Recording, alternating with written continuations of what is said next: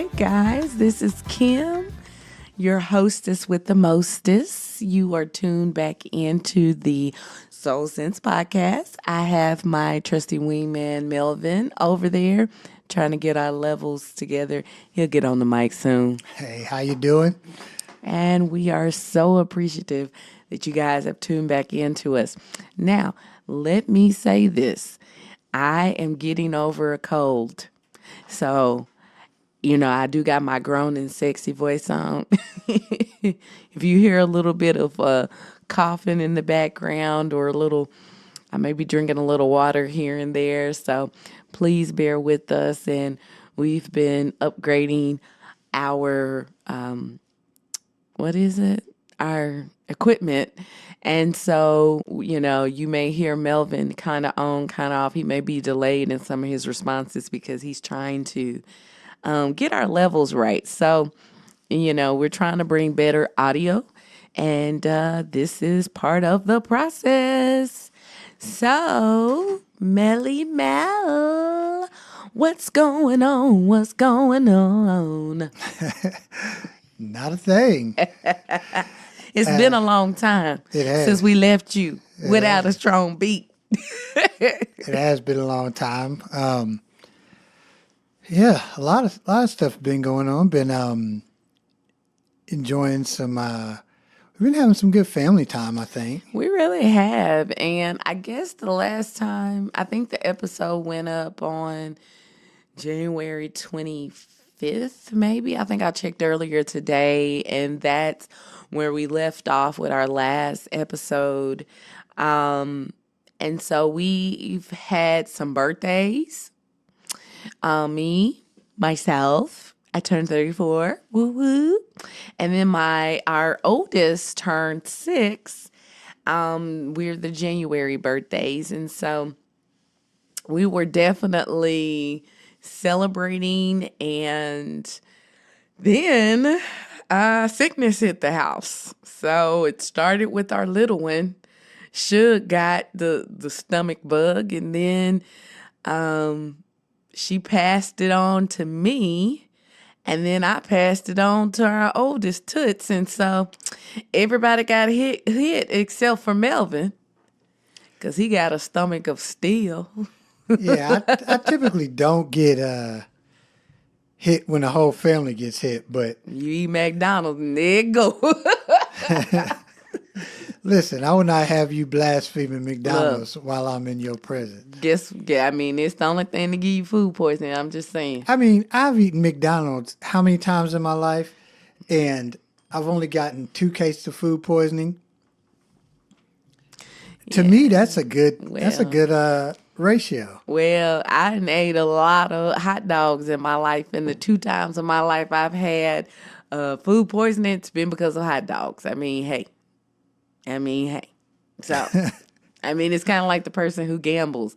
The more you gamble, you're going to hit. The more you eat McDonald's, your chances of getting food poisoning is going to happen. So, well, anywho, that went through our house, and, so we were getting over that and just other things. We really, like Melvin said, we've had some family time. We went out to the museum, and here in Dallas, they got lots of stuff like that. So we took our girls to the Perot Museum of Science, and that's whatever it is, the Perot Museum.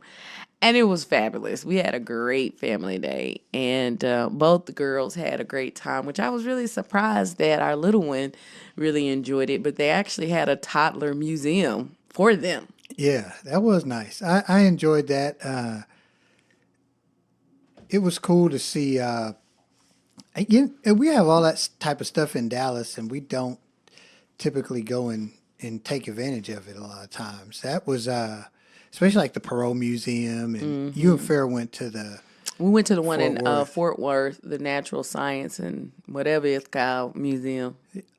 Yeah, the one thing that's kind of, I guess, challenged me or convicted me, and I guess probably you too, is, we have a daughter that's, our kids are full of life, first off, both of them. But my oldest is she's super energetic, and she's very inquisitive, and you know, she's intelligent. And you have to be careful not to just, there's certain things where you want to teach them self control and whatever else. But I think there's also the part of it where you got to make sure that you're challenging their minds. You know what I mean? I was talking to my mom yesterday, and she was like, you've got to make sure that you guys are challenging Farah, that she is being stretched more than just in school, because they're only going to do so much. But Yeah. even at home, just making sure that we are pushing her to think, pushing her to be challenged, basically. Because, and she was like, just from her interactions with her, she could see where when she is idle, or when she, not just being idle, but when she's not challenged, she can be, that's when she kind of gets in trouble or whatever. That's when she goes off the rails a bit. So, Good old Mama B. yeah, yeah. And she got them old nuggets. But I mean, I agree. Me and your mom talk a lot, and we got our own personal private relationship. And I would have to agree, like what it's I was having a conversation today, and I was telling the person I was talking to is that, like, I feel like we're at this place. You have children, and we've only been parents for 6 years. So let's keep that clear. Like, we're not experts, okay? But, you have your children and they're little, and they have personality early on, but like they're so moldable to a point where, like, what they may do at 2, they're probably not going to be doing that when they're 12. You know what I'm saying? I mean, because they grow and they become more complex. But like now, I feel like we're at a fork in the road where, like, if we don't nip certain things in the bud, that it could go far left. And then if we don't fan certain things, then she'll lose certain, like, strengths that she has, and it's like I'm seeing it very, very clear of, like, okay, like, we have to address this. And it's been stretching me, it's been stretching you too, because it's like, I hate to say it, but for lack of better words, when your kids are younger, you ain't got to worry about a lot of stuff. I mean, let's just keep it real. Like, you really can be, like, I don't want to use the word lazy, but you don't have to put as much effort. Like, I feel like now we have started to parent. Like, I really honestly feel like we are parenting. Like, we are having to explain consequences. We're having to really give out discipline more than sitting in timeout. Timeout don't work for her now. Like, she's a kid now. She ain't no little baby. Like, I put my little one in a timeout chair tonight, and it fixed it just like that. No, like, now we're having to really mold character. Like, okay, like, if you do this, you will have this consequence. The decision is yours. You know what I'm saying? Like, she at a place where she can make decisions. And so it's like we've been going on a string, and we've shared this before with you guys about just where we're at. And I mean, by no means do I feel a totally huge, like, improvement. Her behavior has been great, don't you think? Like, Yeah, I think so. I think it's been vastly improved. yeah, but we have just noticed, like, you hear older people or people who have, like, adult children or teenagers say, like, you have to really mold things to that individual child. And, we have just both agreed, as we've just been observing her and the things that motivate her, the things that don't motivate her. Like, we really can't let up on her at all. Like, she can't have a lot of independence. Like, she can be independent, but we can't give her a lot of freedom to just willy-nilly, because she can get into trouble by herself. Like, I don't know if I'm even explaining No, that right. yeah, you are. And I think it's a matter of, so we definitely want her to be independent. We want her to have a sense of self, and we want to give her the room to develop and become her own person. But I think it's our job, and what we not that we have it figured out, but at this point, I feel like it's our job to give her a canvas to paint on, right? Not just making her have to. I think about it like if I'm drawing on a piece of paper and I'm drawing pictures, and you tell me, hey, draw whatever you want to draw, color whatever you want to color. So you're giving me freedom to express myself. But at some point in time, I'm going to run out of room on this paper. And so I'm just going to start drawing over it. And what was artistic expression, or what was me giving you my interpretation of what art was, has now become chaos, because I'm just spinning around. That's a good one. So, just as much as we have to look for opportunities to give her different mediums in which to express herself. Yeah. And that's probably been the biggest aha moment for us, is that very thing there, is that like we can't just taking her to the park. That's not the only thing. Like, we've been having to get like creative, like taking her to a museum, like being very intentional with getting one-on-one time with her, getting time with her where it's just the three of us. You know what I'm saying? Like, we're really seeing that. And, to some people that'll be like, well, that's probably all kids. Well, maybe to a certain degree. But as I reflect upon my own childhood, my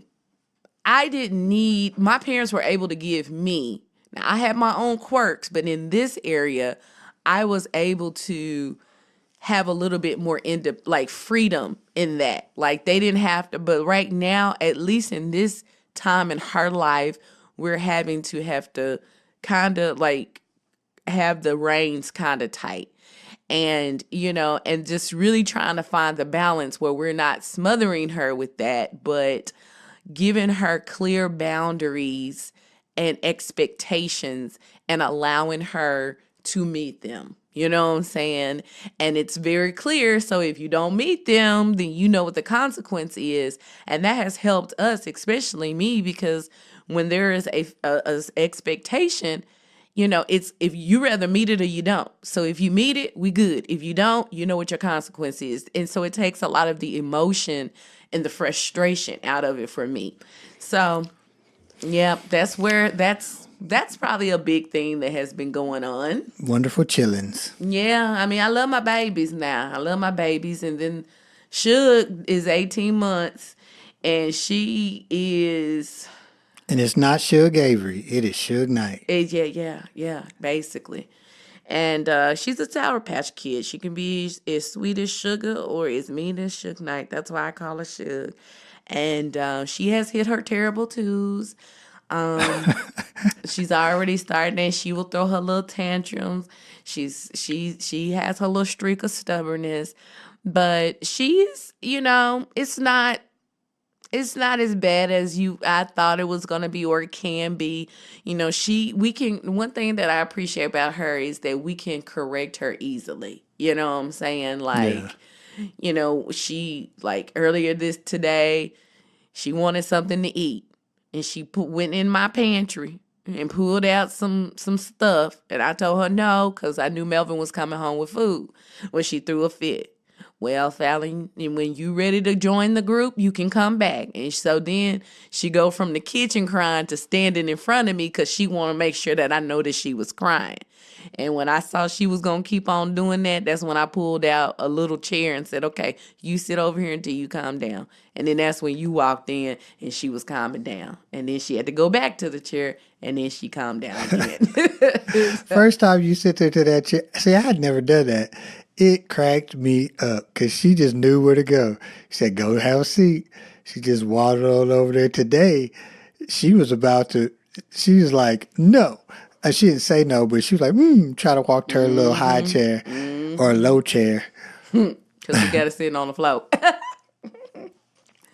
But, so that's that.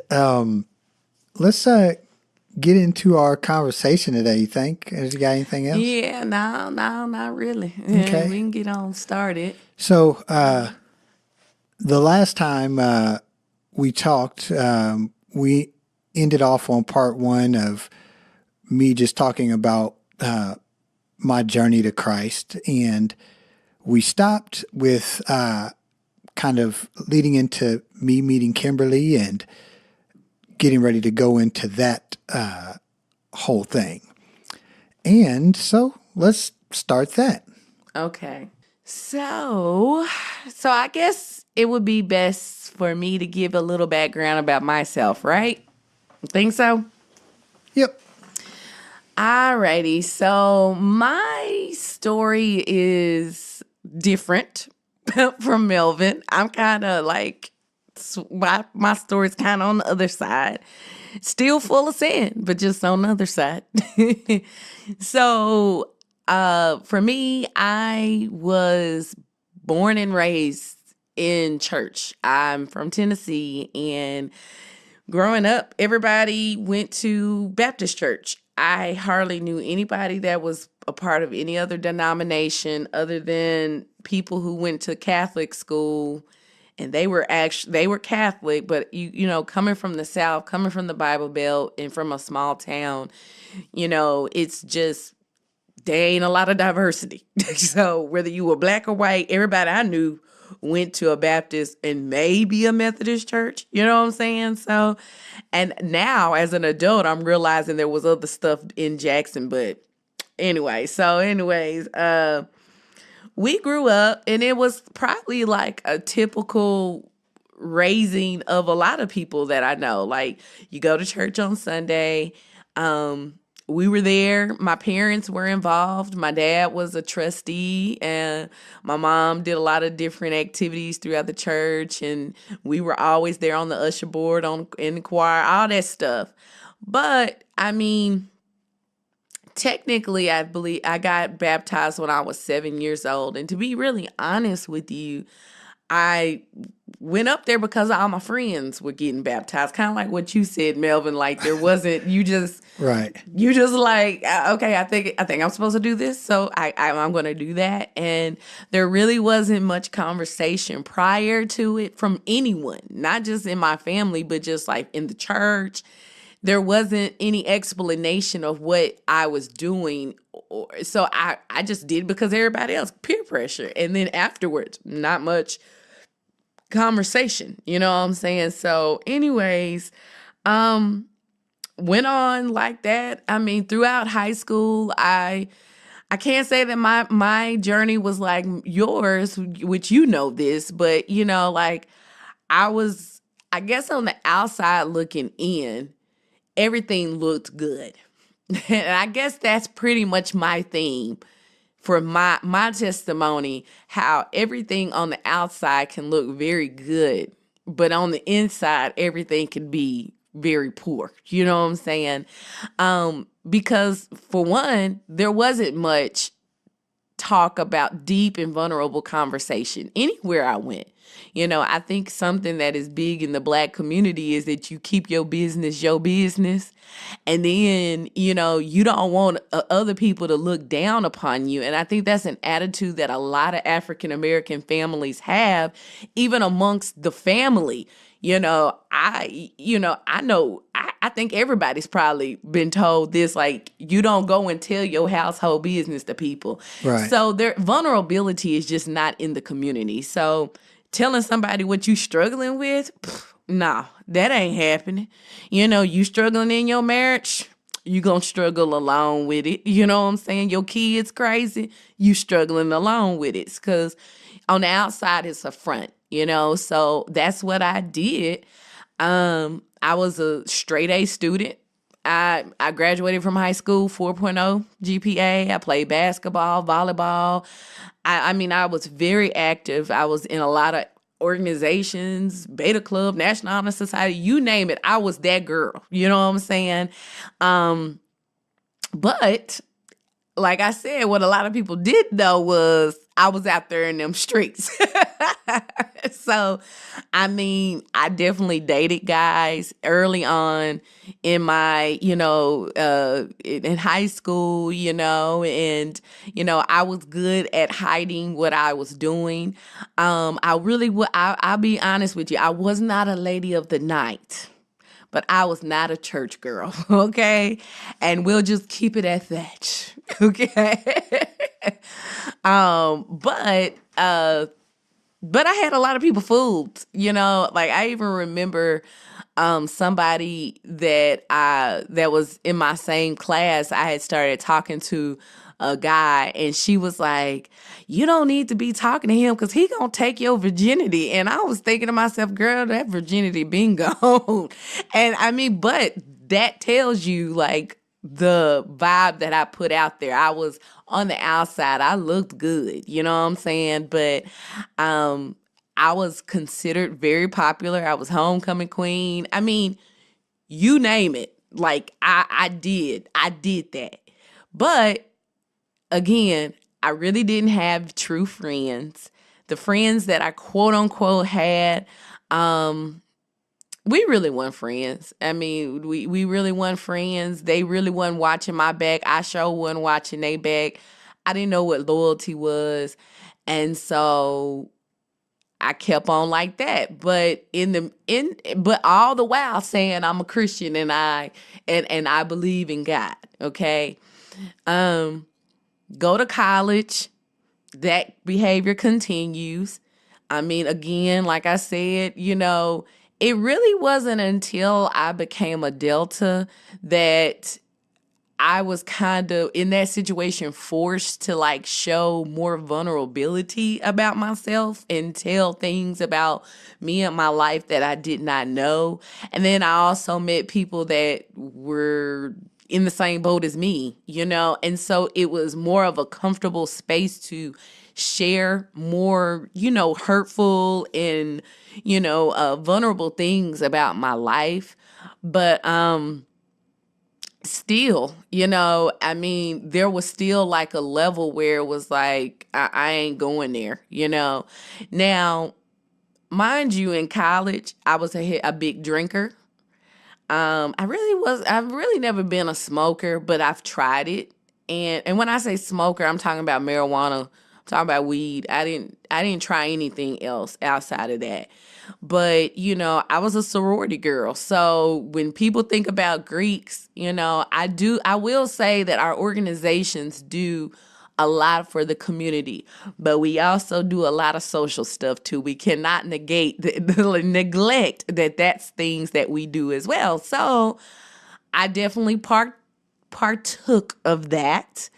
And I mean, I had to be honest. I lived a life. I mean, I had a life. I was out there. I did what I wanted to do, and kind of that thing. We didn't have this saying when I was in college, but YOLO, you only live once, or living your best life. We weren't saying those things, but that's exactly what I was doing. I was living my best life. So what I wanted to do, I felt like, I went to college. I had freedom at that time because in high school, I didn't really have that freedom. I had to do a lot of sneaking around, But when I went to college, man, have a dude spend the night, that's nothing. You know what I'm saying? Get sloppy drunk, throw up the next morning, that's nothing.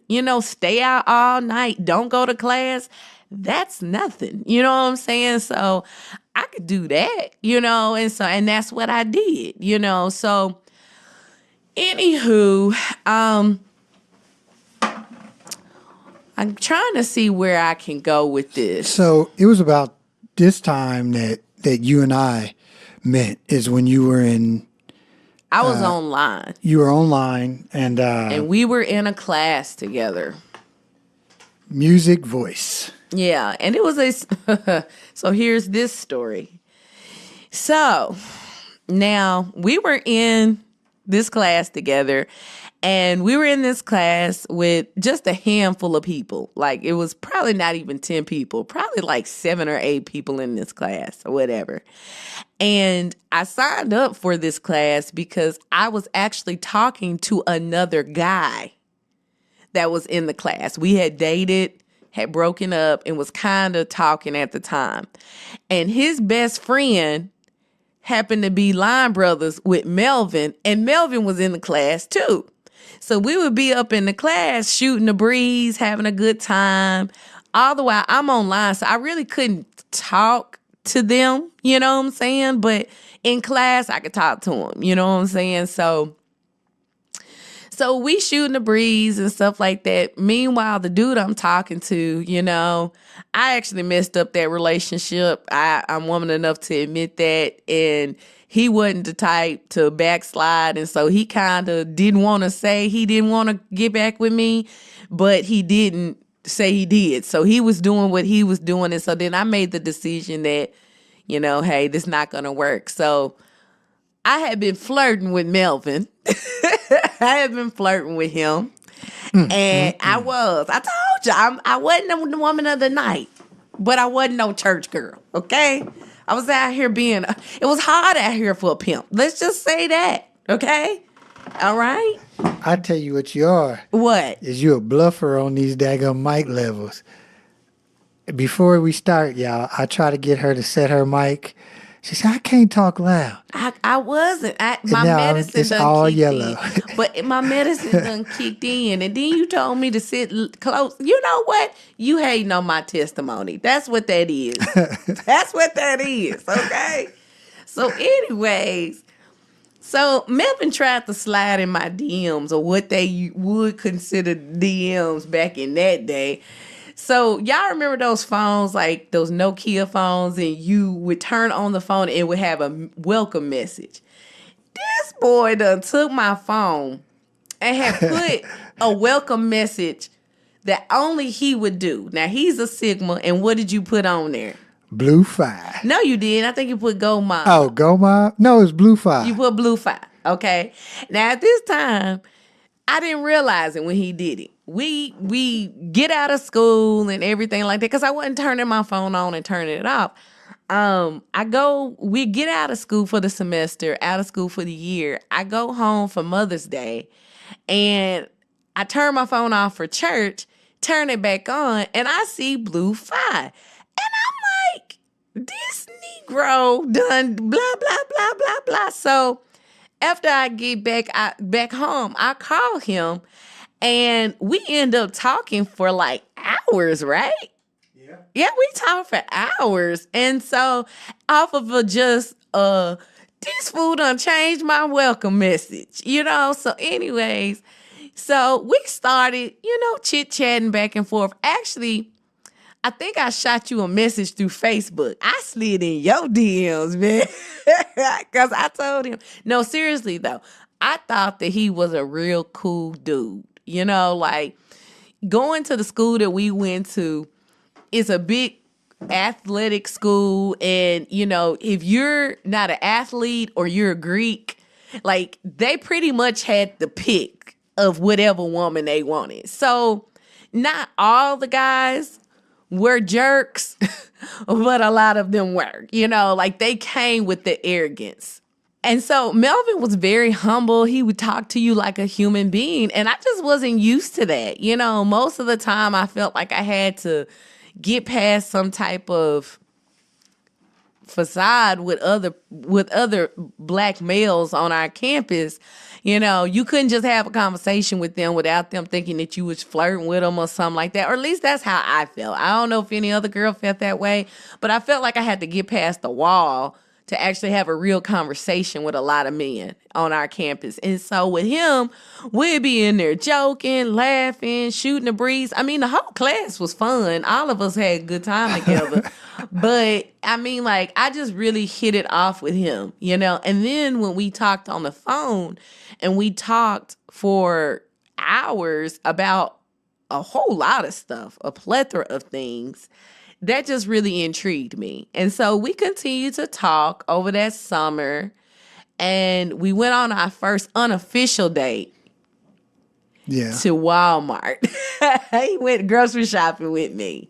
Long story short, you know what I'm saying? Because I don't want to make this like a how me and Melvin start dating and all that stuff like that. But I do want to give a little bit of background because he is a part of my story, you know, when it comes to my testimony. Right. And I think one thing about it is during this time, as I mentioned, this kind of overlaps towards the end of my story when I was saying I was slowing down on going to church and used to ask me about coming to church and things like that. What were you thinking about my replies to that? Like, tell me your standpoint. So once me and you started dating, so we started talking, that led to dating, and one of the things that attracted me to you was just your knowledge of the Bible. I had never seen someone your age know the Bible and be able to break it down and explain it the way that you did. Like, the way that you did it was the way that I had seen people who were pastors do it. So because the way that you explained it to me was so patient and it was so it was full of humility. And so it attracted me to you. So when you would just in our normal conversation start talking about like your church, and mind you, y'all, like, when we started dating, Melvin never missed church. Like, he always went to church on Wednesday and he went on Sunday, which was a huge, big thing for me because we never went to church on Wednesday hardly. We never missed Sunday, but we hardly ever went on Wednesday. And you were so, like, it was like, I gotta go to church. Like, you even had like rearranged your work to like because when we met, Melvin was working like 2-3 jobs, okay? But and was never has been a lazy man, never ever has. But it really like made me stop because, like, even though you were such a hard worker, you did not work on Wednesday and Sunday like, you worked your daytime job, but then you didn't go to your evening job because you had to go to church. So of course, all of that would make me be like, well, like, hey, can I come to your church? You know? And I really can't really remember your exact words. I just felt like you were blowing me off. And like, you never really gave me like a real reason why you didn't want me to go to your church. But then I remember one time asking, well, do you want to go to my church that I was frequenting? And you was like, nope. And I was like, oh, okay. All right. I was like, okay, don't know what that's about. And I really don't think that I thought too much into it because, like I said, you were already different from every other person that I had talked to anyway. Like, I had definitely dated guys who went to church, but you were very disciplined. And like, when the Bible says don't give up the meetings of the body, like, and I didn't even know that scripture then, but now in hindsight, I'm like, you were very, very disciplined. And as somebody who really wasn't into my relationship with Christ at the time, I could see that, even though I didn't know that. And that stood out to me. So I didn't understand because, like, even in our conversations, you would talk so highly about people at your church. You would talk so highly about your spiritual experience. And I knew that you cared about God. I knew that you loved God. But I didn't know. I mean, really, honestly, I guess I thought that you were ashamed of me.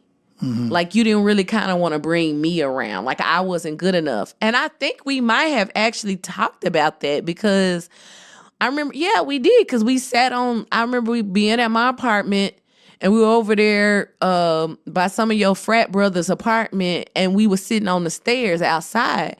And because I think it came up because we had been talking for months and everything was good. And I just was thinking like, well, why are we not official? And you couldn't give me an answer. Mm-hmm. But I knew that you liked me. So it was like, am I not good enough? Like, are you ashamed of me? Like, I felt like my life, that was the first time I felt like my life was catching up with me, because like you like me, but you like down low like me. And then you, like, after we had that conversation, and you was like, no, it's not that. It's just a lot that's going on personally. And then that's when I was like, oh. And so I Yeah. just let you figure it out at that point. And I do think that part of it was I was ashamed of the way that I was going about it, because as you see now, my relationship with you was not spiritually driven. You know what I mean? What I should have done was, when I met you, our first conversation should have been spiritually driven. I had a great opportunity to share with you about Christ, and whether you came out to church with me or not, I could, first off, that should have been the first thing, is me testing the temperature of you spiritually, to see if we were going to be equally yoked. But in all actuality, I would have probably been the drag on you, because though I had a lot of intellectual understanding of the Bible, I think at that time I was spiritually weak, just spiritually broken, and not really wanting to confront the things that I had issues with. And like we talked about last time, with people and things, I've always been the type of person, it was always very difficult for me to trust people in general. I've been my life, I've been very aloof. I've never had like a true investment in people. And in that time I did, and I opened myself up and made myself vulnerable, and I got a lot of wounds because of that. But like I mentioned before, these things they could have been dealt with. And at the end of the day, I never became a Christian to have friends and for these different relationships. I became a Christian specifically out of my reaction to what Jesus did for me. But I got so caught up and so mixed up that I lost my focus. I wasn't paying attention to my original love. And I think back about that time that you're talking about right now, and I think everything happens for a reason, but I do feel like sometimes I think, what if I would have handled this righteously? You know what I mean? So in a sense, I think there was some shame, but it was because of me, really. It was just me being selfish. Instead of loving you, I was very worldly about my feelings towards you, and it was like a selfish love. Instead of a love, like if I loved you, I would have been concerned with your salvation more than anything, as opposed to me just being uncomfortable in a situation. Yeah.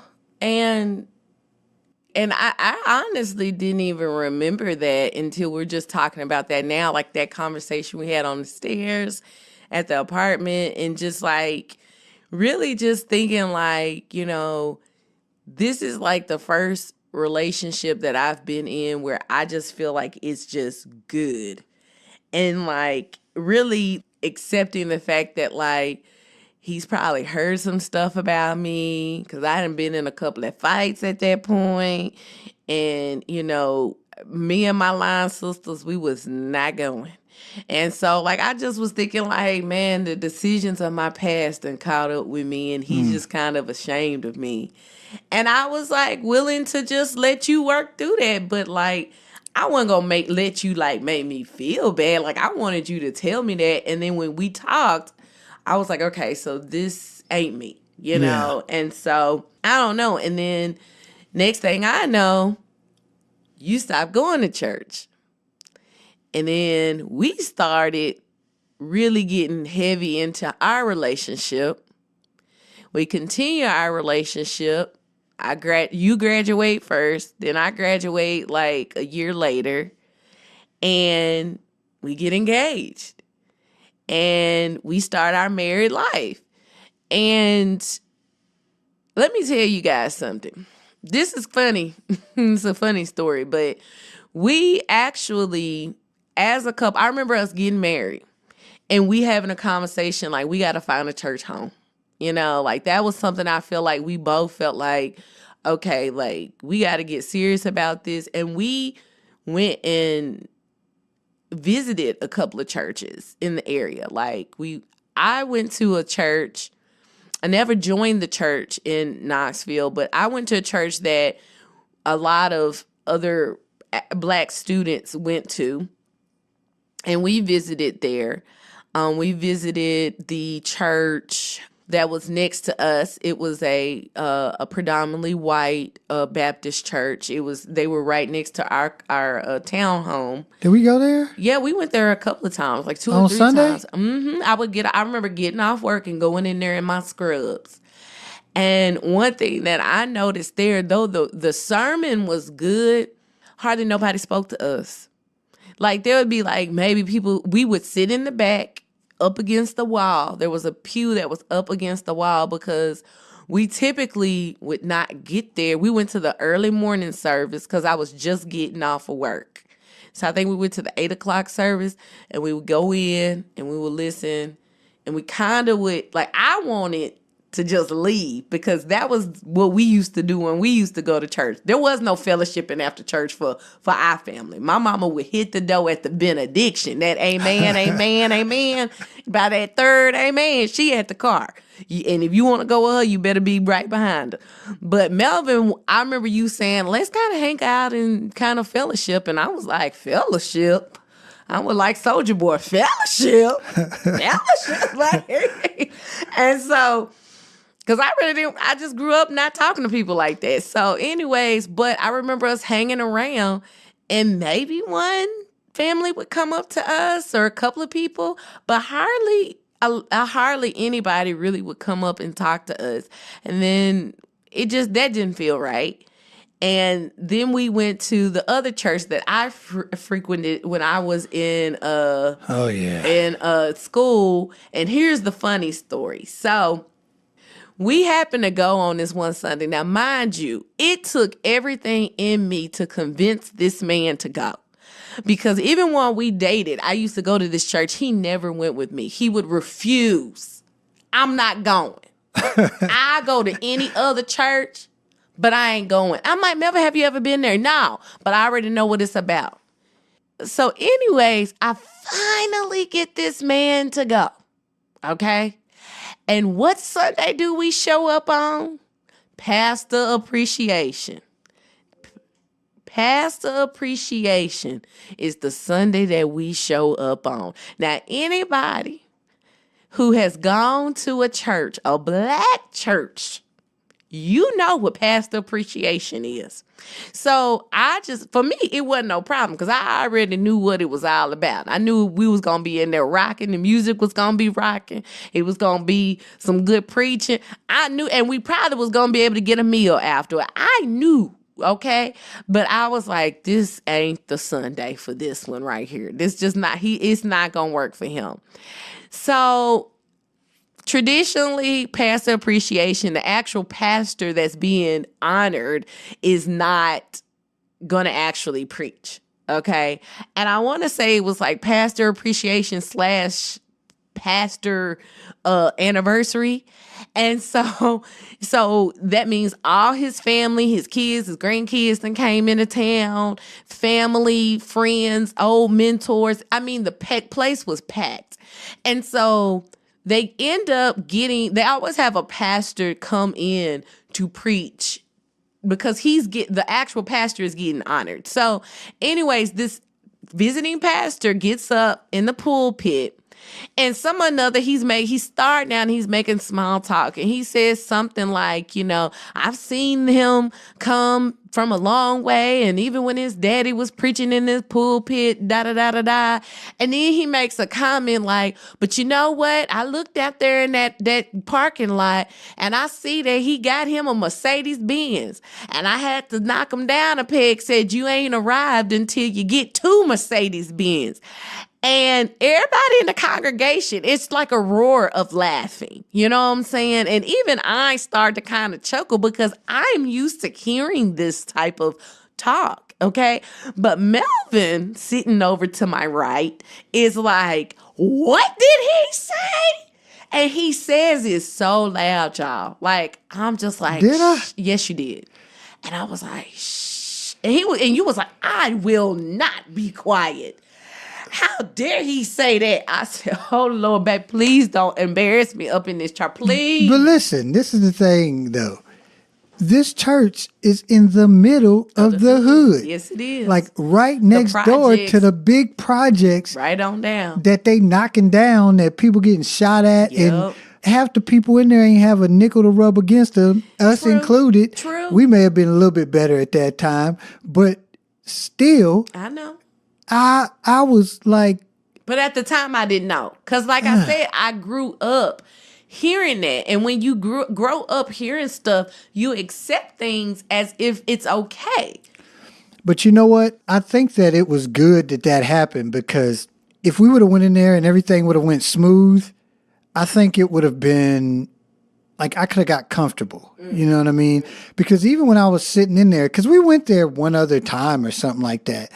And I remember looking around and being like, you know what? I think I could do okay here. I could become part of the board or something like that, and, find some ways to serve and, really try to make this thing work, and not being judgmental on any church or anything like that. But the church we went to, like, I'm a big, like Kimberly said, I was into the word, and I was I was really into doctrine, I am into doctrine and understanding what the Bible says, lining up to doctrine, period.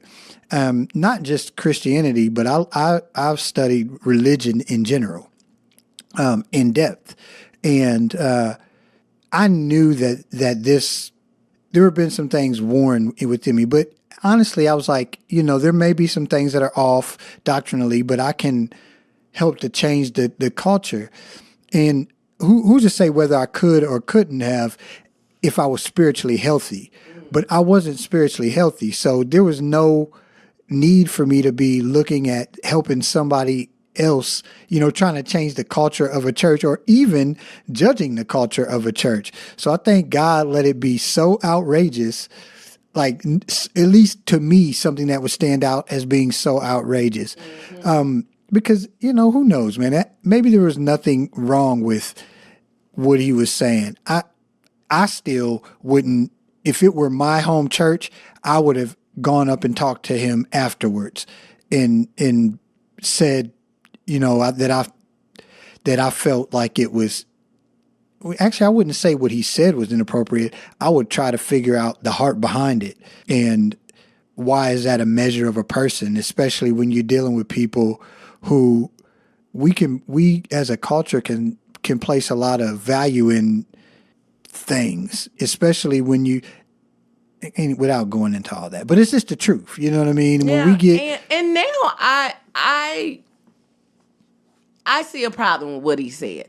right. Flat out. I mean, let's keep it in 100. But flat out. We can have another conversation about that another day. But okay, so continuing on. So that left a bad taste in Mr. Ellis's mouth, and so that we basically, the point I'm trying to make is that we went on a journey trying to find a church.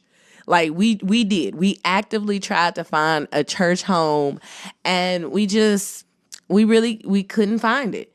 And so randomly, I think we kind of gave up a little bit, or kind of just felt like eventually we'll find something. I knew that we were going to move from Tennessee.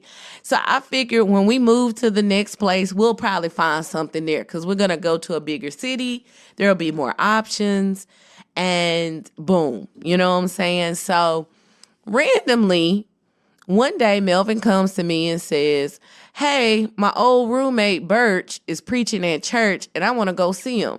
We're going to go on Sunday. I was like, okay. I mean, all right. And at this point, I was working on my master's degree. I was in my nurse practitioner program. And I was like, okay, cool. You know what I'm saying? And this at this point in time, Kimberly, and you probably already know, but I'd hung out with Birch a couple of times, and we had talked, but he never put any pressure on me to come to church or anything. But he would just call every once in a while, check in on me. How you doing, Melvin? And we'd chat, we'd go have coffee, and my buddy Anwar, while he was still in town, we'd get together and play basketball and just different things like that. And so when he called me, I was a little hesitant. I was like, and he was like, look, man, actually, I didn't even have time to be hesitant. He called me and was like, I'm going to be preaching on Sunday, and I would really love for you to come and hear your boy preach. And I don't know what was so special about this Sunday, because he had preached before. Maybe it had been a while since he had done it. I don't know, but I'm pretty sure that he had preached in front of the church before. And I want to also say this so it's clear. This person, this friend, this roommate was somebody who went to Melvin's church that he had stopped going to. Oh, yeah. So it's not like this was just some random person that he had just happened to be friends with and he invited us to his church. He was inviting Melvin back to the church that he used to go to. Right. And it may sound funny to people, like the church I went to, it was a very, it was all about biblical Christianity. By this time, my dad had moved back to Ohio. So it was literally these people were my family, and we really were in the mission together. We'd be out, we prayed together, cried together, laughed together, went through good times, bad times. And you went on a mission trip? Went on mission trips with them, not with Birch, but with other people. These were people who, and I literally became a man with these people, you know what I mean? With this group of friends.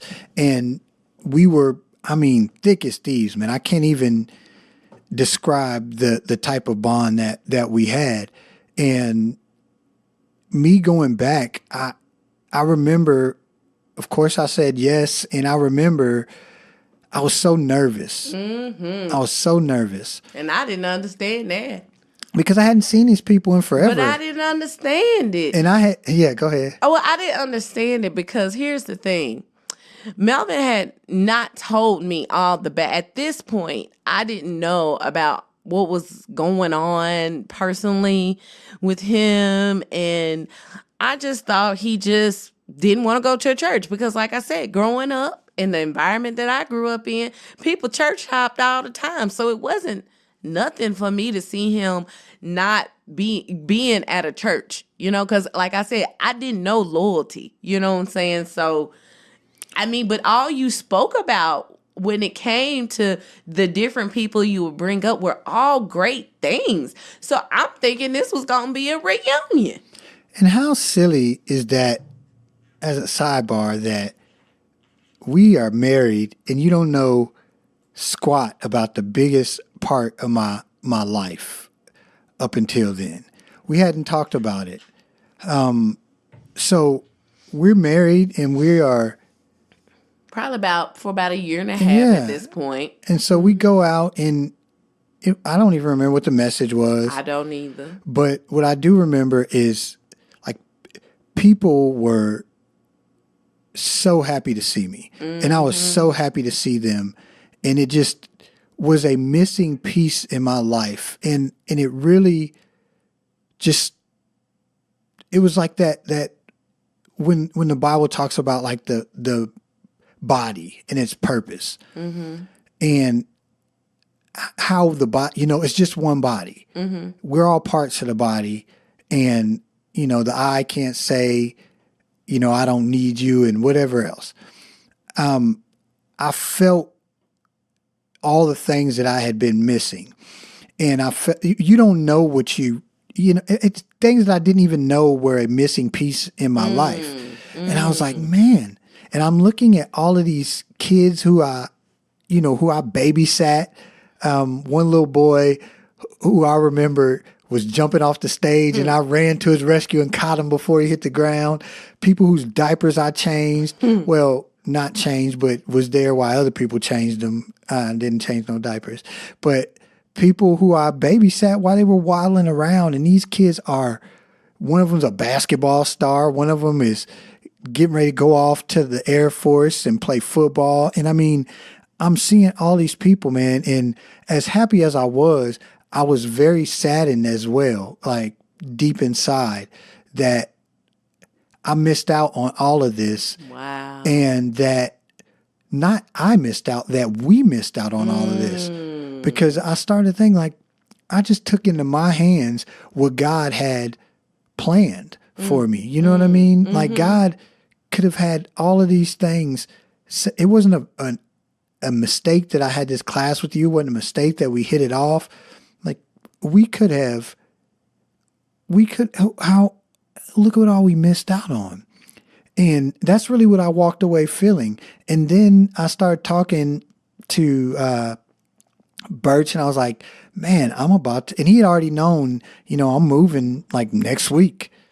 Was it next week? Yeah, because that's the only Sunday I went. Or did we go another Sunday? No, we went a couple of more Sundays, but we had already made the decision to move out here to Texas. So we knew it was coming. And I had already had a job. Yeah, like I think it was like we went in August and you moved in September. Right. So it wasn't like you had many Sundays. Maybe you went one more Sunday or something like that. At the most.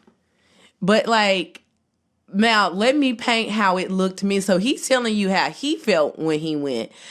First off, we go in and you want to go early. And so that's another thing I wasn't used to, going to church early, because we don't talk to people now. And it was a 4:00 service. It was a 4:00 service in the evening at another church. So I'm like, yeah, I can work this out because I can sleep in, and I don't got to go to work until 11 o'clock, 10 o'clock the night, because I was working night shift. I was like, okay, I can do this. But Melvin wanted to get there at like 3 o'clock. And I was like, what time the service start?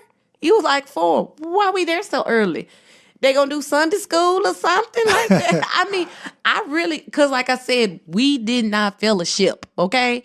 So we show up and it's not a lot of people there. So I'm not used to that either, because I'm used to going to like churches that got a lot of people. They having to bring out folding chairs.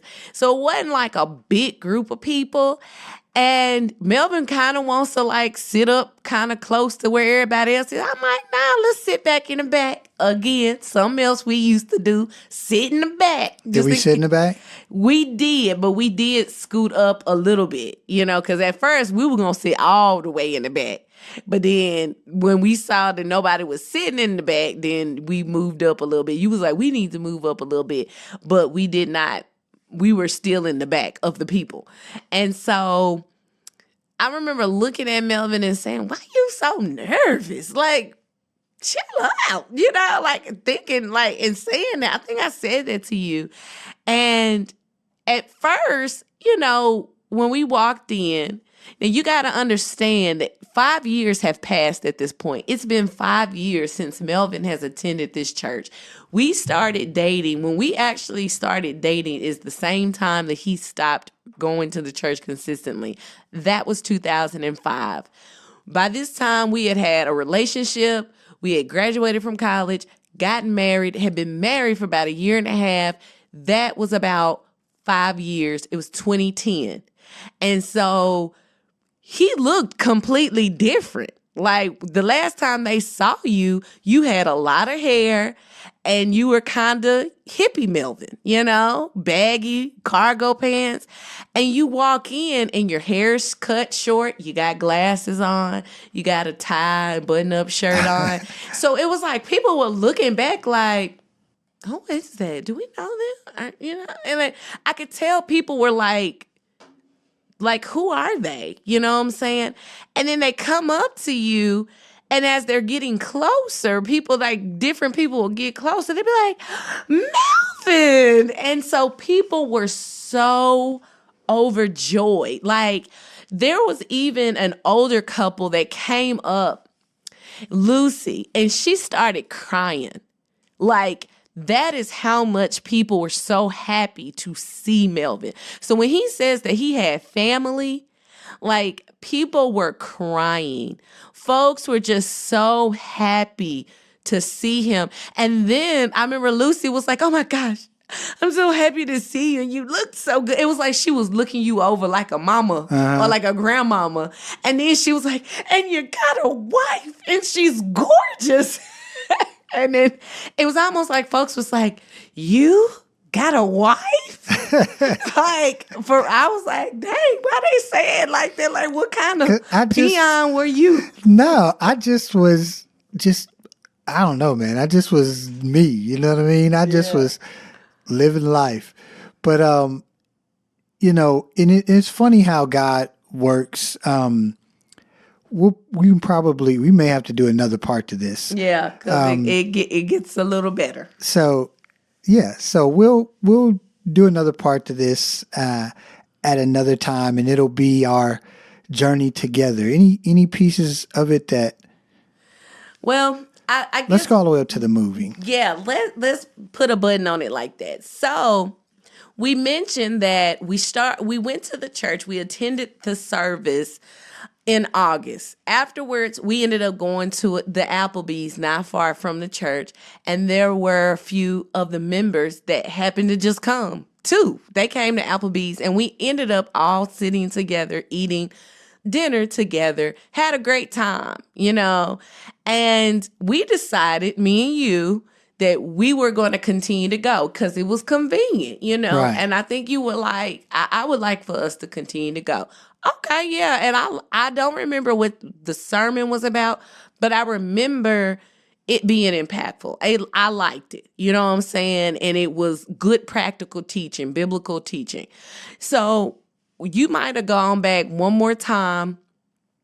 Then Melvin gets the call that he has to go and move to out here to Dallas. Hey guys, it's Melvin, Wingman here. I know I'm not normally the person doing these outros, but Kimberly is fast asleep as I am up editing at the wee hours of 10:30 at night. But I just want to thank you guys for listening in to part one. Like we said, we're going to break it up into two parts. We'll come back here shortly with just our move to Texas and pick up from there. Really hope you guys get a chance to listen into that. I think it's some inspiring things that God has done in our lives up until now. But again, thank you for listening. We'll see you then. Bye.